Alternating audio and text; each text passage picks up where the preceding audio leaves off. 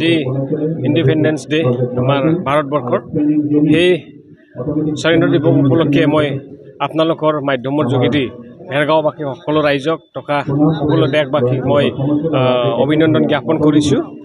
আমি ভেৰগাঁও মহকুমা হিচাপে আজি আনুষ্ঠানিকভাৱে সেই কাৰ্যসূচী আমি লৈছোঁ।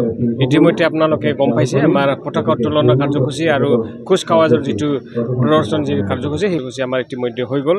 এতিয়া আমাৰ বিভিন্ন ধৰণৰ পাৰম্পৰিক সাংস্কৃতিক যি প্ৰদৰ্শন সেই প্ৰদৰ্শনখিনি হ'ব আৰু আমাৰ এই স্বাধীনতা দিৱসত আমি কিছু খেলুৱৈ যিসকলে কিছুদিন আগতে ৰাষ্ট্ৰীয় পৰ্যায়ৰ ফুটবল খেলত অসম দলক প্ৰতিনিধিত্ব কৰি ৰানাৰ্ছ আপ হ'বলৈ সক্ষম হৈছিল, তেখেতসকলক আমি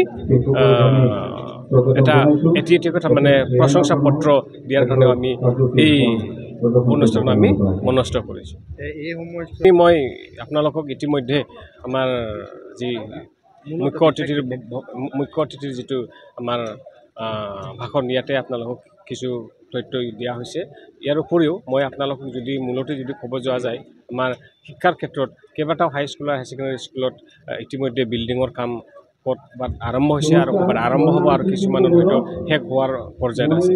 আপোনালোকে জানে টংলা কলেজত টংলা মহাবিদ্যালয়ত দুখন কেইটামানে আমাৰ আঁচনি এতিয়া মেজৰ আঁচনি চলি আছে আৰু আমাৰ ননৈ যিটো মাল্টি ভিলেজ স্কিম জল জীৱনৰ সেই স্কিমো আমাৰ প্ৰায় সম্পূৰ্ণ হৈ উঠিছে আৰু উদ্বোধনৰ কাৰণে সাজু হৈছে। গতিকে কিছুদিন পিছতে এই যিটো স্কিম সেই স্কিমো আমাৰ ৰাইজৰ বাবে উৎসৰ্গা কৰা হ'ব।